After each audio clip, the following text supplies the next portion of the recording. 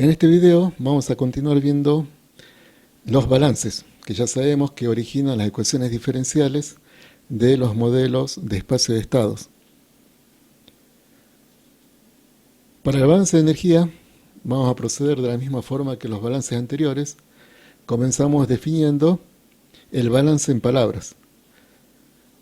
El balance va a tener un miembro izquierdo que plantea que la velocidad de acumulación de energía es igual al miembro derecho, que es velocidad de entrada de energía menos velocidad de salida de energía. Este planteo se hace, como siempre, alrededor de un volumen de control. Una particularidad de este balance es que no existe el término de generación. En las condiciones de las plantas químicas, la energía no se genera y no se destruye. Cada término del balance tiene que tener las mismas unidades de energía sobre tiempo. Por ejemplo, Joule sobre hora. Solamente podemos plantear un único balance de este tipo por volumen de control. Vamos a ver un ejemplo de balance de energía y lo vamos a plantear para el sistema que está en el dibujo, que es un tanque agitado, que ya lo vimos en videos anteriores. Nada más que ahora vamos a agregar el dato de la energía específica, el E0. E0 sería la energía por unidad de masa que contiene la corriente o el líquido. El volumen de control va a ser de nuevo el volumen líquido. Planteamos el balance primero en palabras. Entonces tendríamos velocidad de acumulación y eso lo vamos a traducir en las correspondientes expresiones que involucren las variables del volumen de control. Habíamos visto que la velocidad de acumulación se tiene que expresar como la cantidad de propiedad que hay en el volumen de control derivado en función del tiempo. Como este es un sistema de parámetros concentrados, esa derivada va a ser una derivada total. Entonces nuestra acumulación queda de esta forma.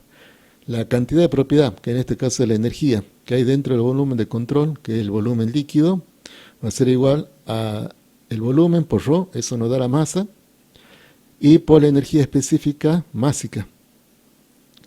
Entonces, todo esto nos da la cantidad de energía, o joule, que tenemos en el volumen de control. Eso, diferenciado el tiempo, nos va a dar las unidades que estábamos esperando, que es joule por hora.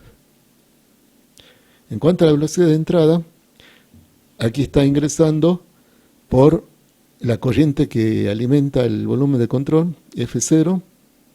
También ingresa por el serpentín. Estamos suponiendo que el serpentín es de calefacción, por lo tanto ingresa energía a nuestro volumen de control. Y además va a aparecer un término que ahora no es evidente, que después vamos a aclararlo, y es el trabajo neto sobre el volumen de control.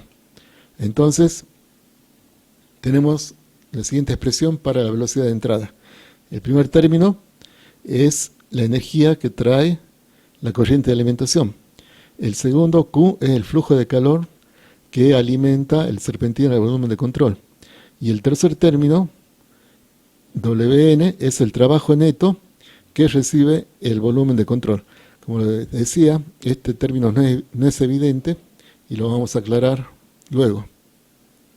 En cuanto a la velocidad de salida, tenemos la energía que se lleva la corriente de descarga. Entonces sería flujo por densidad, es el flujo másico, por la energía específica de la descarga, y eso nos da la energía total que está saliendo por la corriente de descarga. Como es un sistema perfectamente agitado, la energía específica de la corriente de descarga es la misma que la que tiene el volumen de control. Combinamos todos los términos y nos da esta forma del balance de energía.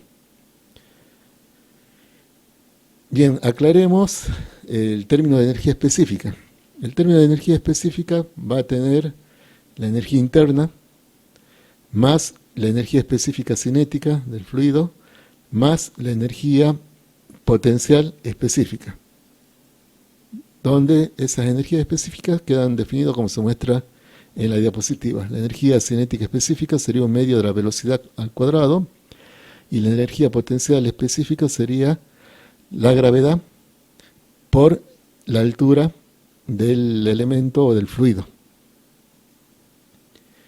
En general, en las condiciones que se trabajan en las plantas químicas o que trabajan los equipos de las plantas químicas, los cambios que tenemos en energía interna son mucho más grandes o predominan sobre los cambios de energía cinética o energía potencial.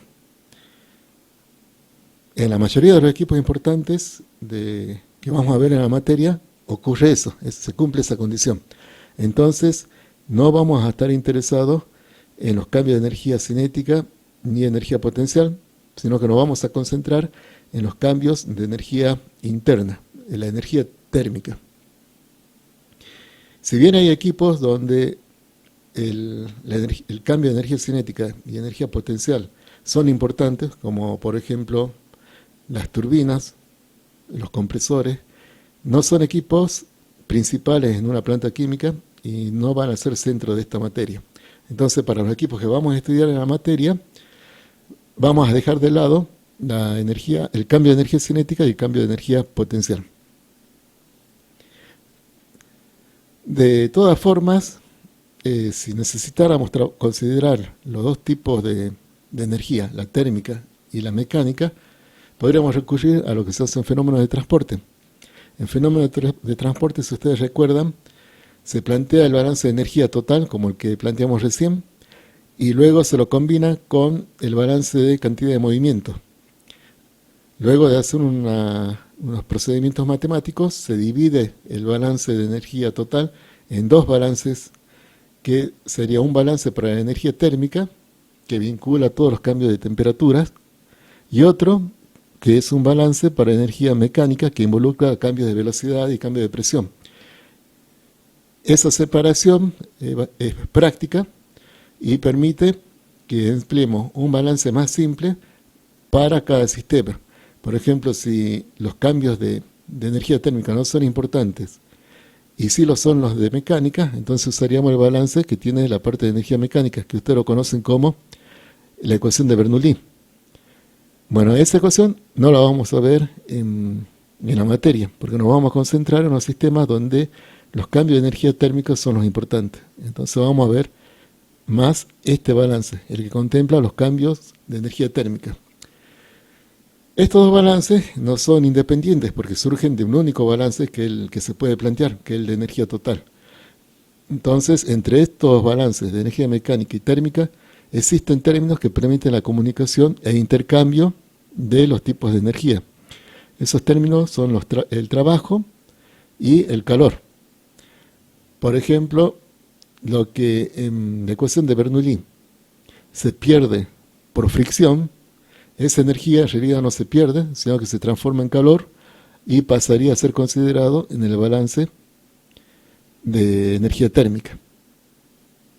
Bueno, lo mismo ocurre con el calor. El trabajo que produce la energía térmica va a alimentar al balance de energía mecánica para producir cambio de presión o cambio de velocidad.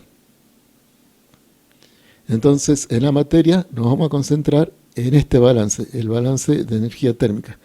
Por eso ya hice la simplificación de la energía cinética y la energía potencial, ya fueron eliminadas del balance y nos vamos a concentrar solamente en la energía interna. Entonces regresemos a nuestro balance, que ya está aclarado que va a contemplar solamente la energía térmica y lo teníamos de esta forma, como la acumulación expresada en función de la energía interna, y teníamos un término de ingreso de energía que era por las corrientes de carga, por el calor que transmite el serpentín, por el trabajo neto, y un término de pérdida de energía que es por la corriente de descarga. Ahora aclaremos qué es el trabajo neto, el WN. Ese trabajo neto tiene tres términos. Primero, F0, que es el caudal de alimentación al volumen de control, multiplicado por la presión a la entrada del volumen de control. Esto es un trabajo que hace la corriente para ingresar en el volumen de control. Después viene el trabajo del agitador, que es la potencia del agitador que está inyectando esa potencia a través de la hélice a nuestro volumen de control. Y luego tenemos otro trabajo que hace el fluido de descarga para salir del volumen de control.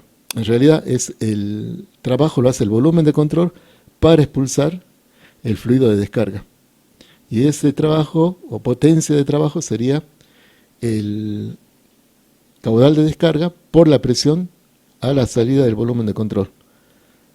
Podemos ver que estos términos de caudales por presión son en realidad potencia si hacemos esta deducción. Nosotros sabemos que trabajo es fuerza por espacio. Entonces potencia es fuerza por velocidad, que sería F por velocidad de fluido. La fuerza la podemos descomponer en la presión de la corriente por el área transversal del tubo. Y nos quedaría la velocidad. Ahora, A por B, por la velocidad del fluido, nos da flujo o caudal. Y aquí tenemos el término que es P por F, que es el que estuvimos considerando como potencia. Entonces, aquí queda claro que F0 por P0 es la potencia que realiza el fluido que ingresa a nuestro volumen de control, y Fp es la potencia que tiene que realizar nuestro volumen de control para expulsar al fluido de la corriente de descarga. Incorporando esta nueva definición en nuestro balance, tenemos que la primera ecuación se transforma en esta, ¿sí? Donde ya está P0 y Ρ0. Aquí están reagrupadas de una forma conveniente para poder emplear la definición de entalpía. La definición de entalpía plantea que es igual a la energía interna más P sobre Ρ. Entonces, usando esa definición, nuestro balance ahora se puede reescribir de la siguiente forma, ¿sí? Donde ya los paréntesis fueron reemplazados por las entalpías.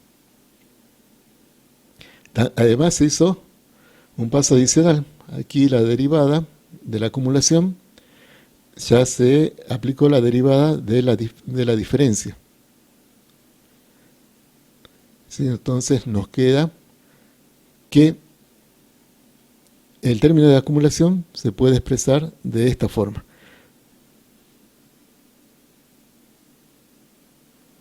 Ahora veamos si podemos simplificar ese balance. Para eso tendríamos que poder eliminar esta segunda derivada, cosa que la acumulación nos quede expresada solamente en función de la entalpía.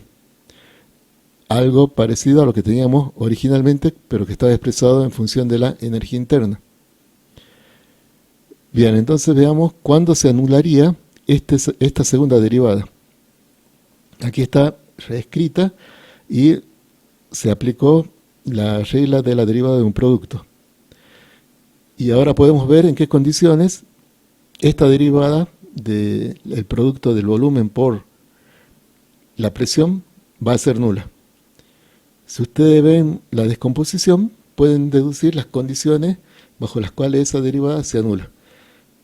Por ejemplo, una condición es, y la más obvia, es que si la presión es constante y el volumen es constante, o sea, presión y volumen constante, la derivada de P se hace 0, la derivada del volumen se hace 0, entonces esta derivada se anula y el balance de energía nos quedaría expresado solamente en función de entalpía.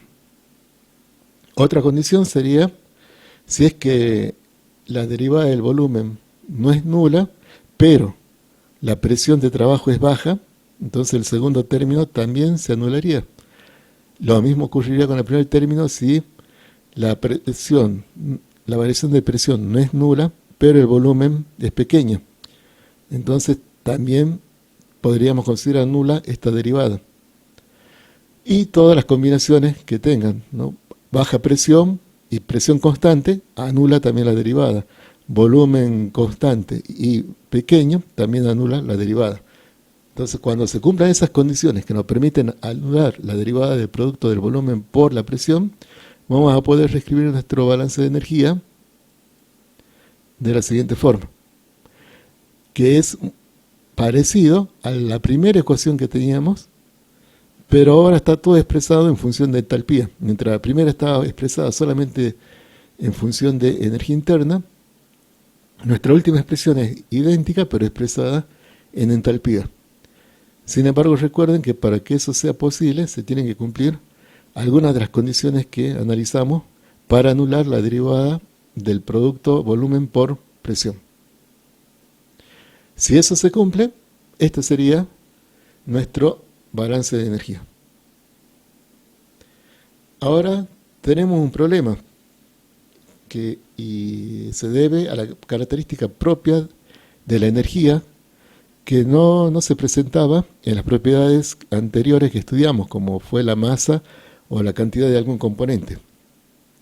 El problema que trae la energía y que va a hacer que no podamos usar el balance que vemos ahora tal como está, es que somos incapaces de medir la energía en forma absoluta. Si nosotros no podemos medir la entalpía en forma absoluta, como tampoco podemos medir la velocidad en forma absoluta, por lo cual tampoco conocemos la energía cinética de un vehículo. Para poder medir la velocidad de un vehículo y calcular la energía cinética de ese vehículo, necesitamos hacerlo con respecto a un punto de referencia. Bueno, lo mismo ocurre con la entalpía. La entalpía no la podemos medir en forma absoluta. Solamente podemos medir cambios de entalpía. Entonces, para poder usar este balance de energía, lo vamos a tener que expresar en función de deltas de entalpía. Así que vamos a tener que continuar con el procesamiento matemático de este balance para darle una forma utilizable. Lo que vamos a hacer es elegir un estado de referencia. Entonces, este es nuestro balance, que está con la forma que no podemos utilizar, y vamos a ir procesándolo para darle una forma que tenga solamente diferencias de entalpía. El primer paso va a ser descomponer el término de la acumulación. Vamos a aplicar para ello la derivada de un producto, considerando que los factores son V por ρ por un lado y la entalpía por el otro. Entonces, si aplicamos esa derivada de producto para el término de acumulación, obtenemos esta nueva expresión. Ahora, a esa expresión le vamos a restar el balance de materia global, pero multiplicado miembro a miembro por una entalpía de referencia, que es el HR. Entonces hacemos esta operación miembro a miembro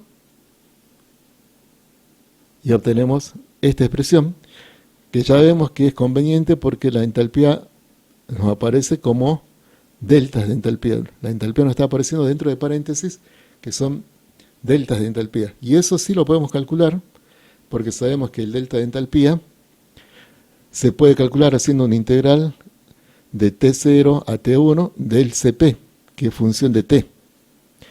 Y si el Cp es constante en el rango de temperatura, es mucho más fácil. Nos quedaría que el delta de entalpía sería Cp por delta T. Pero en forma general, si el Cp no es constante, entonces cada delta que aparece en estos paréntesis debería ser calculado como la integral en el rango correspondiente de temperatura del Cp en función de T. Bien, esta expresión ya la podemos utilizar, sin embargo la podemos simplificar más aún si elegimos correctamente el estado de referencia. Observen qué ocurre si elegimos como estado de referencia al líquido dentro del volumen de control.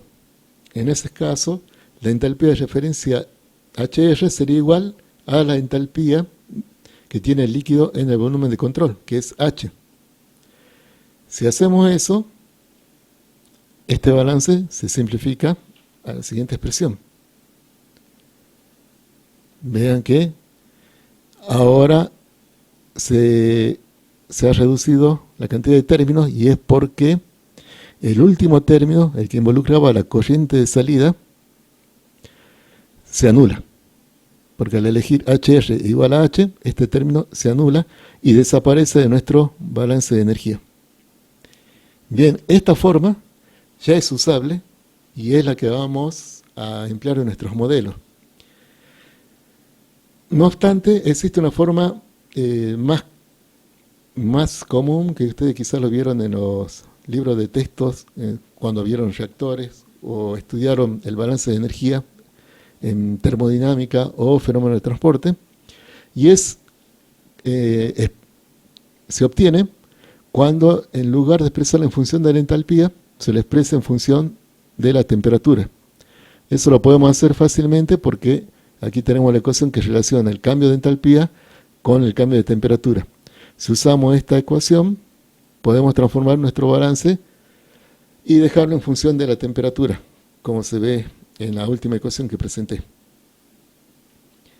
Esa expresión también es una de las que vamos a usar a lo largo de la materia. Entonces ahí tenemos dos formas del balance de energía. En la primera lo tenemos en función de la entalpía y en la segunda lo tenemos en función de la temperatura. Esta última expresión es útil cuando el CP es constante. Si el CP no fuera constante, ya nos convendría trabajar con la expresión que está en función de la entalpía, o si queremos seguir trabajando con la temperatura, deberíamos reemplazar este término, que en lugar de ser un producto de CP por un delta T, va a ser una integral del CP por el delta T. Todo balance tiene mucha información sobre la conducta dinámica del sistema, y si lo sabemos aprovechar, podemos predecir cómo se va a comportar el sistema ante determinadas acciones. Por ejemplo, aprovechando que tenemos nuestro balance de energía, vamos a considerar aquel que tiene incorporada la temperatura. Supongamos que nuestro sistema está en estado estacionario inicialmente. Eso significa que la derivada de la variable de estado correspondiente, que en este caso es la temperatura, es nula. Por lo tanto, nuestro balance o ecuación diferencial se transforma en una ecuación algebraica igualada a 0. Ese resultado es posible a que los términos positivos se compensan con los términos negativos. Entonces, identifiquemos cuáles son los términos negativos y cuáles son los positivos. El primer término, dado que el tanque está calentando al fluido, entonces T0 es menor que T, por lo tanto, el primer término es negativo.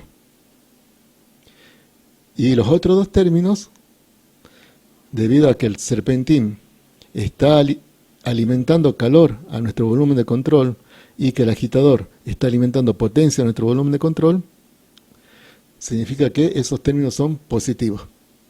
Para que esa ecuación esté igualada a 0, los términos negativos con los términos positivos tienen que ser de igual magnitud y tienen que estar equilibrados.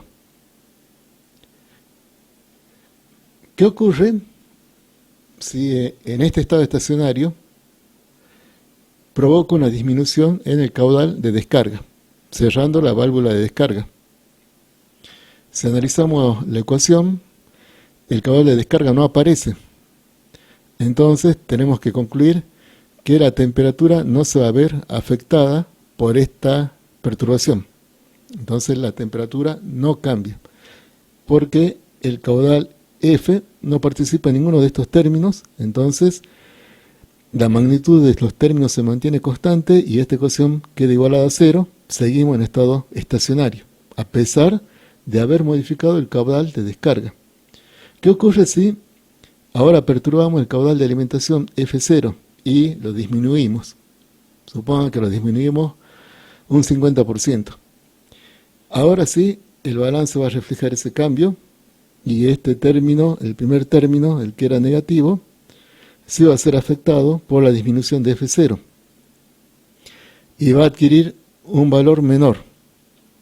Ahora se pierde el equilibrio que existía entre términos positivos y negativos y el balance va a dejar de ser 0 y va a tener un signo. el signo va a ser el correspondiente a los términos que generan calor, al positivo. Por lo tanto, esta derivada va a ser positiva, lo que implica que va a aumentar la temperatura. Note que el volumen, la densidad y el Cp son positivos, así que si todo esto tiene que ser positivo, es porque nuestra derivada es la positiva. Y de aquí deducimos que si la derivada es positiva, la temperatura aumenta. Bien, este análisis es muy importante que lo hagan con todos los balances que vemos en la materia.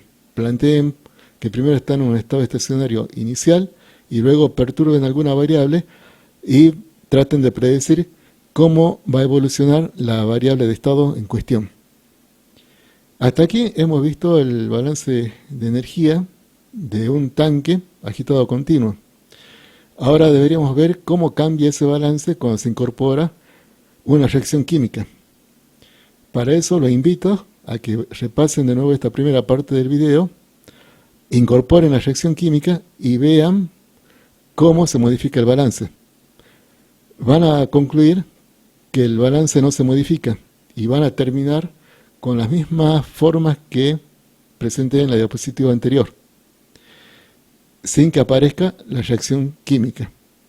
Bien, el problema está, la resolución de ese problema está en que no vamos a poder calcular los cambios de entalpía cuando existan reacciones químicas. No lo vamos a poder calcular de la forma que lo hicimos hasta ahora. Para eso vamos a necesitar profundizar un poco más en cómo se calcularían esos cambios de entalpía cuando existan reacciones químicas involucradas. Para ello, comencemos viendo cómo se calculan las entalpías de una solución. Supongamos el caso más simple, que es la solución ideal. Tenemos que la velocidad de acumulación en el volumen de control, teniendo una solución ideal de dos componentes A y B, podría representarse de la siguiente manera, donde la energía contenida en el volumen de control se obtiene de la suma directa de la energía que contiene o aporta cada componente. El primer término es la energía que aporta el componente A, que se suma a la energía que aporta el componente B. Como es una solución ideal, esta suma es directa. Si fuera una solución real, tendríamos que estar trabajando con entalpías parciales. Para simplificar el desarrollo del balance de energía, vamos a suponer solución ideal. Entonces, siempre que tengamos solución ideal, la energía de la solución la vamos a obtener a partir de la suma de la energía que aporta cada componente. Esta expresión la podemos simplificar sacando factor común el volumen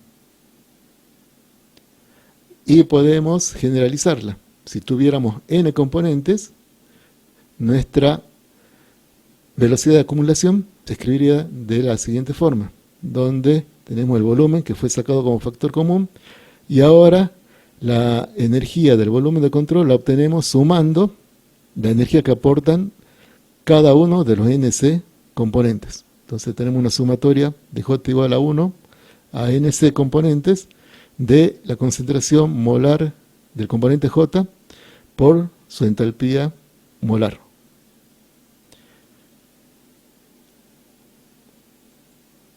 Ahora con esta información vamos a deducir el balance correspondiente cuando nuestro volumen de control involucra alguna reacción química. Planteamos el balance primero con palabras. Tenemos de nuevo la velocidad de acumulación, que ya sabemos que es igual a la derivada del volumen por la sumatoria de la energía que aportan cada componente. Para ello ahora a nuestro tanque agitado continuo hemos agregado un dato adicional que son las concentraciones molares. En la corriente de alimentación tenemos la C0 y en la corriente de descarga tenemos la C. Velocidad de entrada,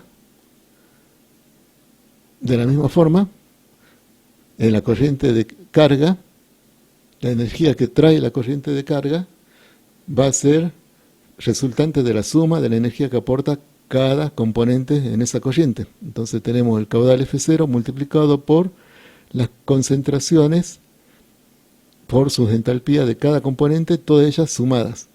Y a ellas se agrega la potencia del agitador. Velocidad de salida, en forma similar, tenemos la corriente de descarga, se lleva la energía que aporta cada componente de esa corriente. Y a ello vamos a agregar ahora el Q, porque en este caso vamos a considerar que este reactor está siendo enfriado por el serpentín. Entonces ese Q está siendo retirado y forma parte de los términos de salida. Combinando todos los términos tenemos el balance de energía. Nuevamente no podemos usar este balance porque contiene entalpías absolutas que no se pueden medir. Vamos a tener que trabajar con este balance, como lo hicimos con el caso anterior, para darle un formato donde las entalpías estén dentro de paréntesis que sean diferencias de entalpía.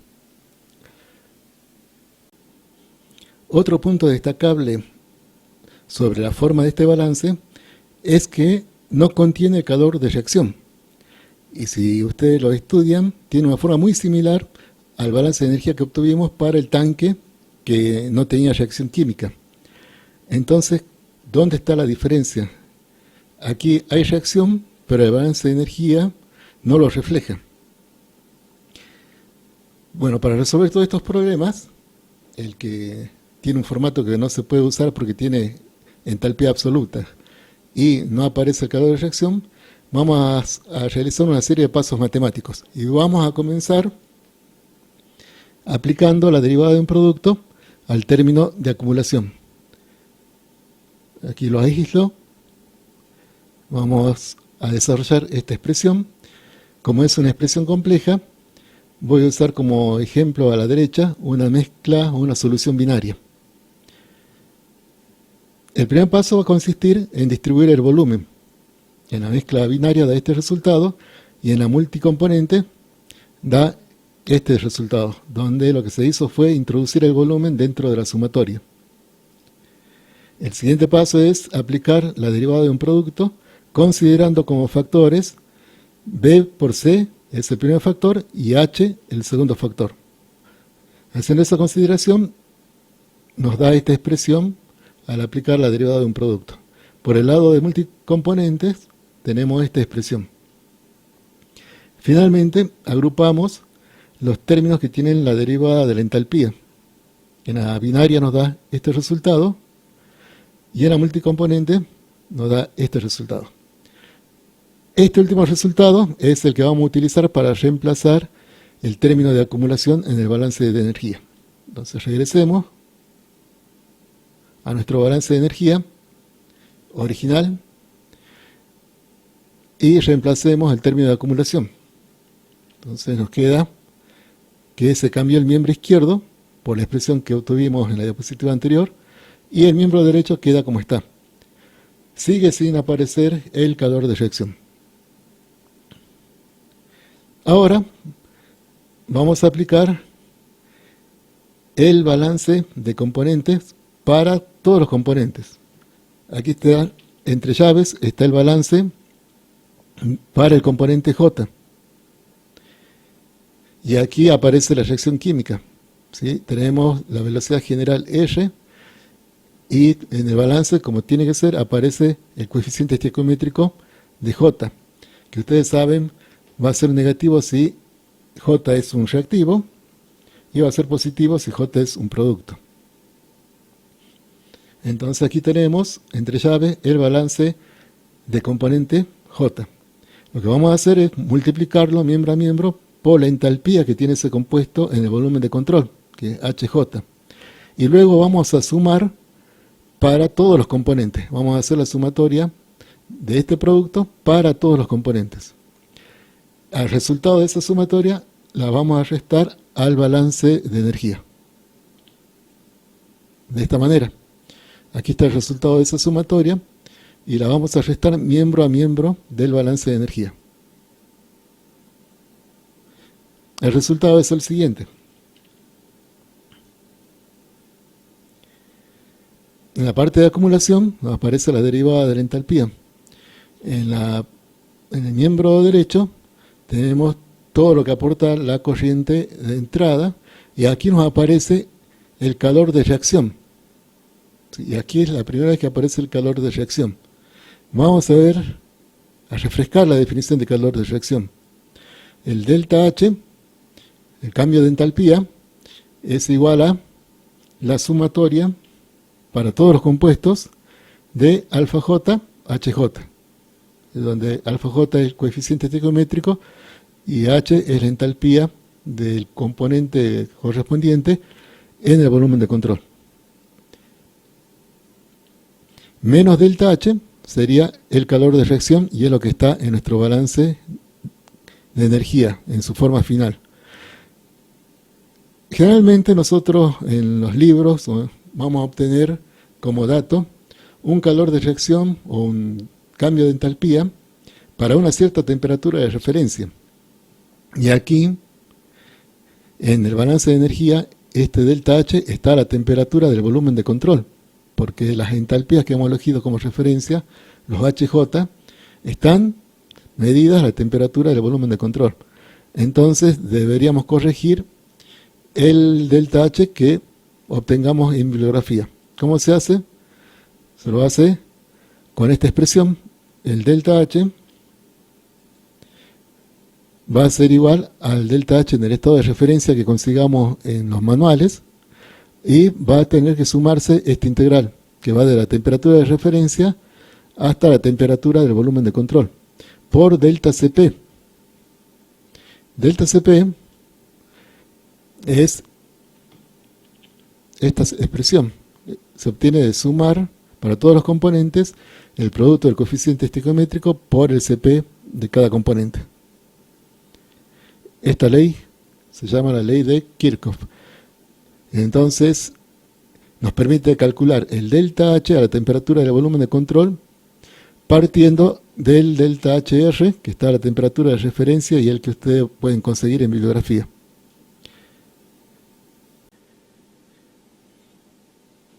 Tal como está el balance de energía, no se puede incorporar a un modelo de espacio de estados porque el miembro izquierdo involucra la derivada de más de una variable de estado. Si observan, en el miembro izquierdo tenemos la derivada del compuesto J con respecto al tiempo. Y eso tenemos que considerarlo para NC componentes. Por lo tanto, tenemos NC derivadas. Para resolver este problema, vamos a reemplazar el balance por otro que solamente incluya a la temperatura como única variable de estado. Para eso copiamos el balance que obtuvimos recién y recordando la relación que vincula la entalpía con la temperatura y además asumiendo que el Cp es constante, podemos llevar el balance al siguiente formato, donde el término izquierdo, el miembro izquierdo, se ha modificado en forma acorde a la definición que vincula la entalpía con la temperatura. Y el miembro derecho queda inalterable. Ahora ya tenemos la derivada solamente de la temperatura, pero podemos seguir avanzando. Para ello vamos a calcular el Cp medio de la solución en función de los Cp de los componentes de la solución. Como está aquí, calculamos Cp de la solución como una sumatoria del producto de la fracción molar por el Cp de cada componente de la solución. Esta forma de calcular una propiedad de una solución a partir de las propiedades de los componentes puros se denomina regla de mezcla y es muy empleada para hacer el cálculo de propiedades de soluciones. Esta es una de las reglas más básicas, una mezcla lineal que usa las fracciones molares. También podríamos emplear fracciones másicas, pero en su lugar entonces deberíamos considerar el CP másico. Usando esa definición, la nueva forma que adopta nuestro balance de energía es el siguiente. Y este balance ya puede ser incorporado a nuestro modelo de espacio de estado, porque en el miembro izquierdo solamente involucra la derivada de la temperatura, que sería nuestra variable de estado. Como está expresado en forma molar. Tanto la concentración C es la densidad molar de la solución, Cp es el calor específico molar de la solución, y así cada término está involucrando una magnitud molar. Sin embargo, tradicionalmente se trabaja con unidades másicas. Entonces, si convertimos esto a unidades másicas, el balance adopta la siguiente forma, donde la densidad molar C fue reemplazada por la densidad másica ρ. Y ahora este Cp, que figura en el balance de energía, tienen que tener cuidado, este Cp ahora es Cp másico, y no como el Cp de arriba, que es molar.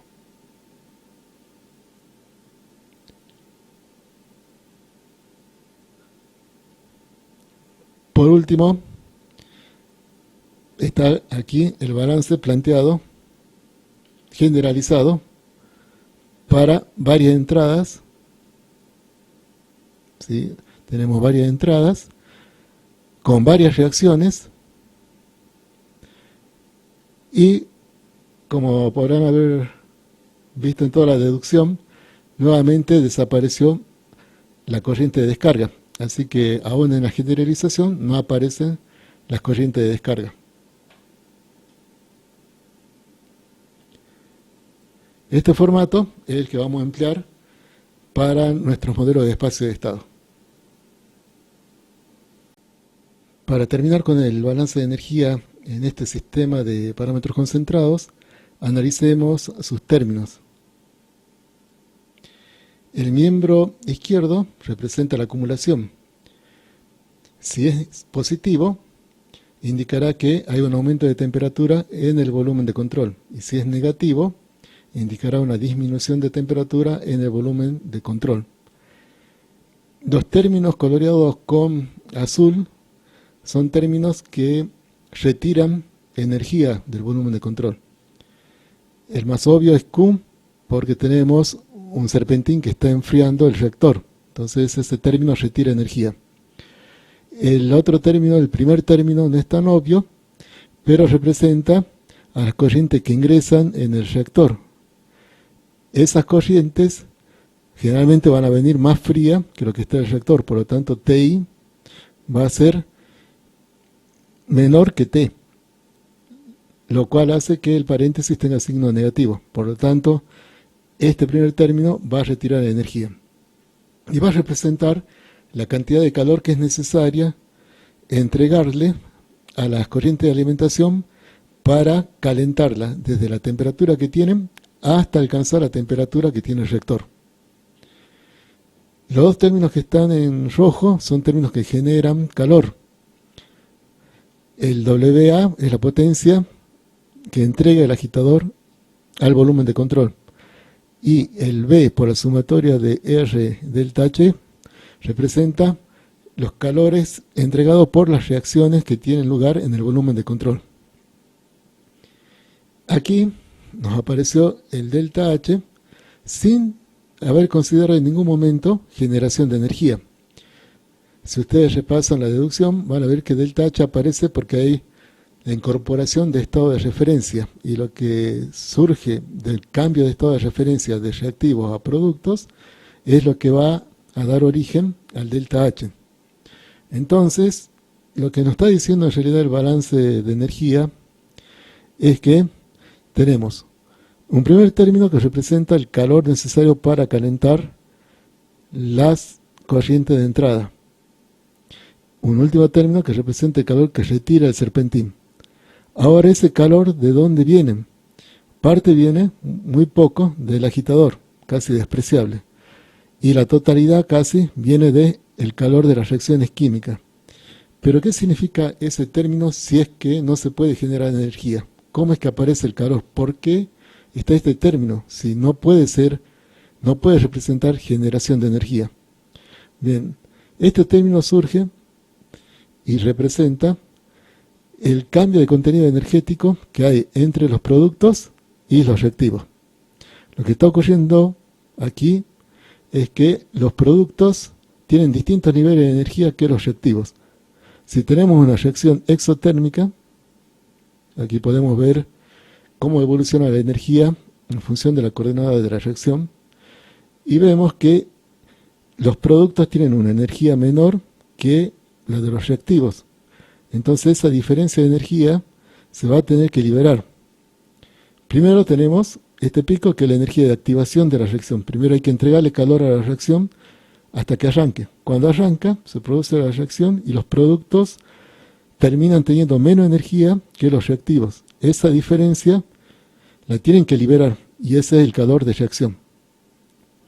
Entonces el calor que aparece en el volumen de control no se debe a que se genere energía, sino que se debe a que los reactivos ya traían esa energía y la tienen que liberar para transformarse en productos.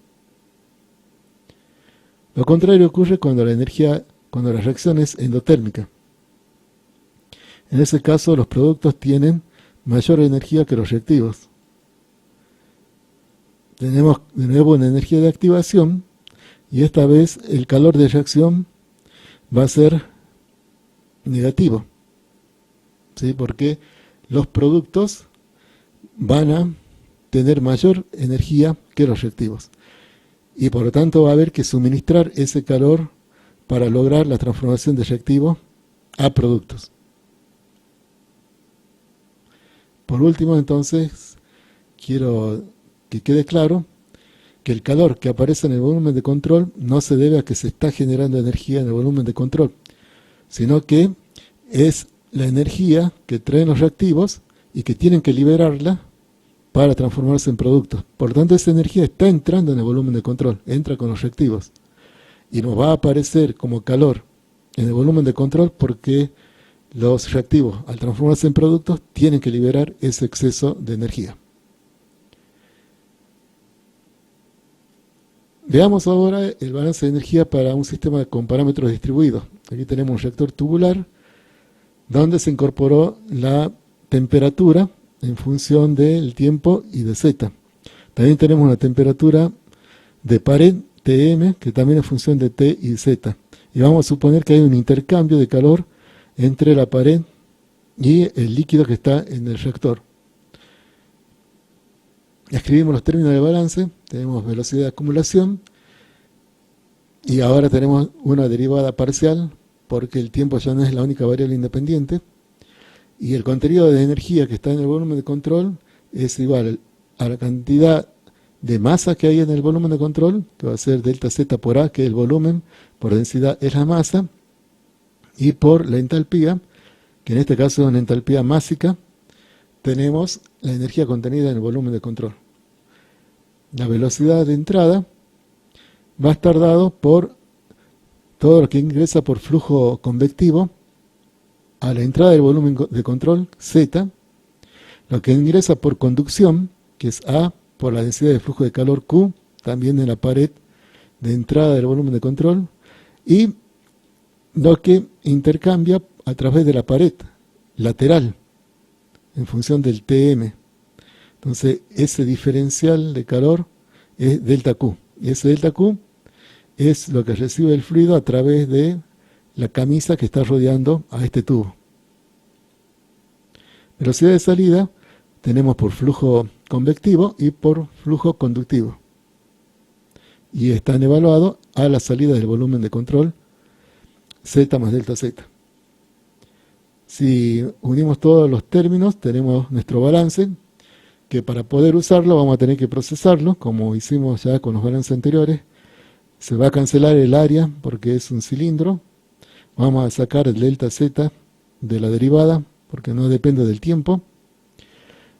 Reagrupamos los términos en forma conveniente para obtener las definiciones de derivadas parciales. Y tomamos el límite de delta Z tendiendo a 0. lo cual produce la forma final de nuestro balance de energía para este sistema con parámetros distribuidos. Nuevamente, si estamos interesados en el estado estacionario, se puede anular la derivada con respecto al tiempo e igualar a cero. Este balance está ahora en función de la propiedad extensiva, B por ρ por H. Vamos a colocarlo en función de la propiedad intensiva. Para ello vamos a realizar la misma serie de pasos matemáticos que venimos usando para transformar los balances de propiedad extensiva a propiedades intensivas. Aquí está el balance que queremos transformar. Vamos a aplicar la derivada de un producto a los términos de ρh. La idea aquí es dejar que la derivada solamente esté en función de la entalpía. Usamos el balance de masa, que ya lo vimos anteriormente, lo multiplicamos por la entalpía de referencia H y hacemos la diferencia. Con lo cual obtenemos esta expresión que ya se puede usar en función de la entalpía, o si no también la podemos colocar en función de la temperatura usando estas relaciones que surgen de la definición de entalpía, ICP. Con eso último podemos colocar nuestro balance de energía en función de la temperatura. Estas dos formas, la que está en función de la entalpía y la que está en función de la temperatura, son las formas que se emplean en los modelos de espacio de estado para los sistemas de este tipo. Con este estudio damos por finalizado el análisis de los balances de energía. Hasta el próximo video.